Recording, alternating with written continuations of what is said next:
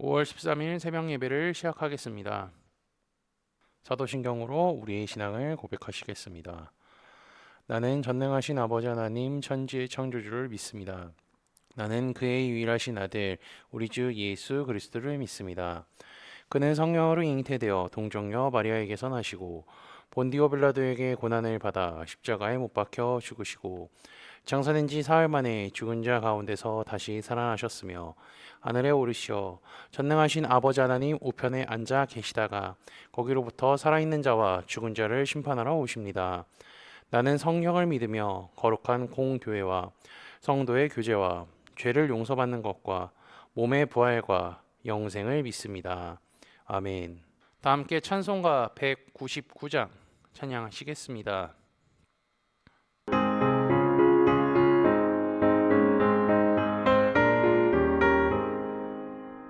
나의 사랑하는 책 비록 헤어졌으나 어머니의 무릎 위에 앉아서 재미있게 듣던 말 그때 일을 지금도 내가 잊지 않고 기억합니다. 귀하고 귀하다 우리 어머니가 들려주시던 재미있게 듣던 말 이 책 중에 있으니 이 성경심이 사랑합니다. 옛날 용맹스럽던 다니엘의 경험과 유대 임금 다윗 왕의 역사와 주의 선지 엘리야 바람 타고 하늘에 올라가던 일을 기억합니다. 귀하고 귀하고 귀하다 우리 어머니가 들려주시던 재미있게 듣던 말 이 책 중에 있으니 이 성경심이 사랑합니다. 예수 세상 계실 때 많은 고난 당하고 십자가에 달려 죽임 당하니 어머니가 읽으며 눈물 많이 흘린 것 지금까지 내가 기억합니다. 귀하고 귀하다 우리 어머니가 들려주시던 재미있게 듣던 말 이 책 중에 있으니 이 성경심이 사랑합니다. 그때 일은 지나고 나의 눈에 와닿고 어머니의 말씀 기억하면서 나도 시신 뜻대로 성경 말씀 읽으며 주의 뜻을 따라 살려 합니다. 귀하고 귀하다 우리 어머니가 들려주시던 재미있게 듣던 말 이 책 중에 있으니 이 성경심이 사랑합니다. 오늘 우리 공동체의 성경 읽기 본문은 민수기 15장입니다. 그중 11절에서 21절까지를 읽고 말씀을 나누도록 하겠습니다. 수송아지나 순양이나 어린 순양이나 어린 염소에는 그 말이 수마다 위와 같이 행하되 너희가 준비하는 수요를 따라 각기 수요에 맞게 하라. 누구든지 본토 수생이 여호와께 향기로운 화제를 드릴 때에는 이 법대로 할 것이요 너희 중에 거류하는 타국인이나 너희 중에 대대로 있는 자나 누구든지 여호와께 향기로운 화제를 드릴 때에는 너희가 하는 대로 그도 그리할 것이라. 회중 곧 너희에게나 거류하는 타국인에게나 같은 율례이니 너희 대대로 영원한 율례라. 너희가 어떠한 대로 타국인도 여호와 앞에 그러하리라. 너희에게나 너희 중에 거류하는 타국인에게나 같은 법도 같은 규례니라. 여호와께서 모세에게 말씀하여 이르시되 이스라엘 자손에게 말하여 이르다. 너희는 내가 인도하는 땅에 들어가거든 그 땅에 양식을 먹을 때에 여호와께 거제를 드리되 너희의 처음 익은 곡식 가루 떡을 거제로 타작마당에 거제같이 들어 드리라. 너희의 처음 익은 곡식 가루 떡을 대대에 여호와께 거제로 드릴지니라. 아멘. 민수기 13장과 14장은 가나안 땅 앞에 도착한 이스라엘 백성들이 12명의 정탐꾼들을 보냈죠. 10명은 부정적인 반응, 2명은 긍정적인 반응이었으나 이스라엘 백성들은 부정적인 반응만 듣고 하나님의 약속은 잊은 채 불평했습니다. 그 결과 40년 동안 광야를 유랑하고 나셔야 이스라엘이 가나안 땅 근처 모압에 도착하게 되죠. 민수기 15장부터 22장까지는요. 가데스에서 모압에 이르는 과정에 대한 내용이 기록되어 있습니다. 오늘부터 성경을 읽으실 때는요. 정탐꾼들의 반응을 보고 불평했기 때문에 일어난 일이구나 생각하시면 민수기를 읽는 데 조금 더 도움이 되실 겁니다. 먼저 15장에서 20장은 하나님께서 내린 형벌에 따라 출애굽 세대가 종언을 하는 과정을 다루며 21장, 22장은 광야에서 태어난 새 시대가 모압의 발을 디디게 되는 과정입니다. 이스라엘은 하나님을 배신했지만 하나님은 이스라엘을 포기하지 않으셨죠. 그래서 망가진 지도력을 다시 세우고 부정하게 된 자들을 정결케 하는 처방을 내리십니다. 그리고 출애굽 세대의 종언을 알리는 상징적인 사건 셋을 차례대로 보여주시기도 하죠. 이러한 배경 중에 15장은 약속의 땅에서 누릴 생명을 다짐하는 규정입니다. 그 내용은 하나님께 드리는 제물에 대한 규정으로 채워지는데요. 이 장에서 소개된 규정의 내용은요. 첫 번째, 희생 제물에 대한 규정, 두 번째는 안식일의 나무를 한 사람에 대한 처벌이고 세 번째는 옷자락에 숯을 다는 규정이 수록되어 있습니다. 이 15장의 내용은요. 13장, 14장에 있었던 이스라엘 반역에 대한 하나의 대응으로 보아야 합니다.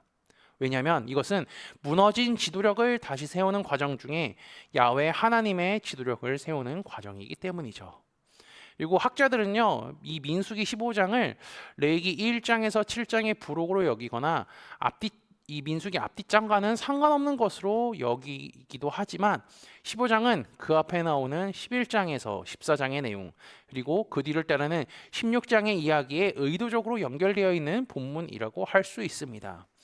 14장은 하나님이 이스라엘 중에 계시지 않기 때문에 겪어야 했던 참사로 막을 내렸지만 15장 시작을 보면 약속을 지키시는 하나님에 대해 볼 수 있기 때문이죠. 제가 말씀을 읽어드리겠습니다. 이스라엘 자손에게 말하여 그들에게 이르라. 너희는 내가 주어 살게 한 땅에 들어가서 여호와께 화제나 번제나 선을 갚는 제사나 낙헌제나 정한 절기제에 소나 양을 여호와께 향기롭게 드릴 때에 이스라엘 백성들은 자신들이 광야에서 차라리 죽었으면 좋았을 거라고 얘기를 했었지만 그래도 가나안 땅을 상속받게 될 사람들은요 이스라엘이라는 겁니다. 15장의 관심사는요 13장 14장처럼 땅을 잃어버린 자들의 이야기가 아니라 땅을 차지하는 자들이 지켜야 할 삶의 태도죠. 3절과 18절을 보면 하나님이 반복적으로 말씀하시는 것이 있는데요. 제가 18절 한번 읽어드리겠습니다. 너희는 내가 인도하는 땅에 들어가거든. 15장의 규정은 이스라엘이 어떻게 해야 하나님이 주신 선물인 그 가나안 땅을 잘 간수할 수 있을지에 대해 염려하고 있습니다. 이 염려는요 16장의 참사를 해석하는 내용이기도 합니다. 15장은 앞전에 있던 실패에 대한 처방이자 16장에 나타날 새로운 사태를 해석하는 열쇠라고 할 수 있는 거죠. 그렇기에 25장은 이스라엘의 절망적인 상황을 희망으로 바꿀 수 있는 장치입니다. 광야에서는 이스라엘 백성들이 하나님을 불신하고 불순종했지만 가나안에서는 이스라엘이 하나님의 말씀에 순종하기를 하나님은 기대합니다. 그리고 이 미래에 대한 약속을 주셨으니 이것이 이루어질 것이라는 확신을 갖고 이스라엘 백성들이 하나님을 온전히 신뢰하며 살아가기를 원하시는 것 또한 하나님의 마음이죠. 내용을 간략하게 살펴보면 1절에서 16절은 양, 염소, 소로 번제나 희생제물을 드릴 때에는 기름에 섞은 고운 가루와 포도주를 제물로 함께 드려야 하죠. 가루나 포도주의 양은요 제물에 잡아 바치는 짐승의 크기와 가치에 따라 결정됩니다. 레위기 1, 2장에 기록된 희생제사에 따르면 소, 양, 염소 같은 제물은요 결코 소제나 전제와 함께 바쳐지지 않습니다. 제물로 잡은 짐승을 곡식이나 포도주와 함께 바치라는 주문은요 첫 곡식단을 바칠 때 초막절에 나실인의 제사에서 등 특별한 경우에만 나왔는데 그러던 것을 이제 민수기 15장에서는 화제, 번제, 선을 갚는 제, 낙헌제, 정한 절기 등에 드릴 때에도 매번 그렇게 해야 한다라고 합니다. 그리고 이 규정을 이스라엘 백성들만 지키는 것뿐만 아니라 그들 중에 섞여 사는 외국인들도 지켜야 합니다.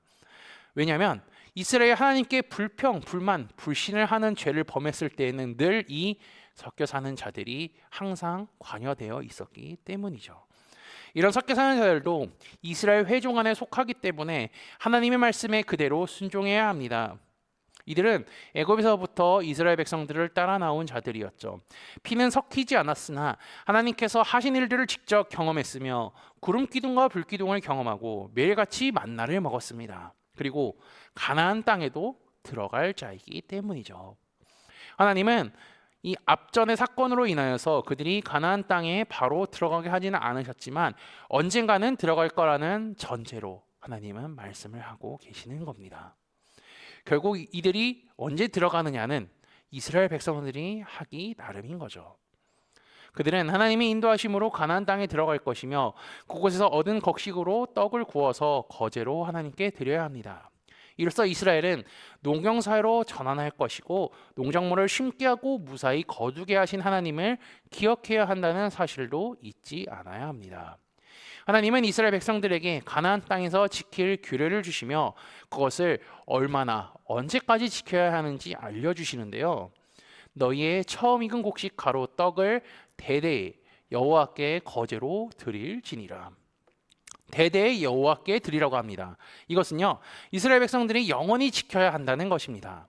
하나님은 이스라엘 백성들을 포기하지 않으셨죠. 게다가 앞으로 그들이 하나님의 말씀대로 가나안 땅에 들어갈 것을 알려주셨습니다. 이스라엘 백성들이 죄를 지어 출애굽 1세대가 가나안 땅에 들어가지 못한다 할지라도 하나님의 말씀은 언젠간 이루어진다는 것을 잊지 말아야 합니다. 그리고 이 말씀은 죄를 지어 낙심하게 된 이스라엘 백성들에게는 희망의 말씀이라는 사실입니다. 그들의 입장에서는 미래에 일어날 일들에 대해 알려주셨고 그 결과는 하나님의 말씀을 온전히 지켰을 때 나타나는 것이죠. 하나님은 자기 백성을 포기하지 않습니다. 화가 나기도 하지만 그때뿐이지 포기하지 않고 계속해서 사랑하신다는 사실이죠. 이 하나님의 마음을 깨닫고 주님의 말씀에 순종하며 살아가는 코너스톤 믿음의 형제자매들이 되시기를 주님의 이름으로 축복합니다. 다 함께 찬송가 93장 찬양하시겠습니다.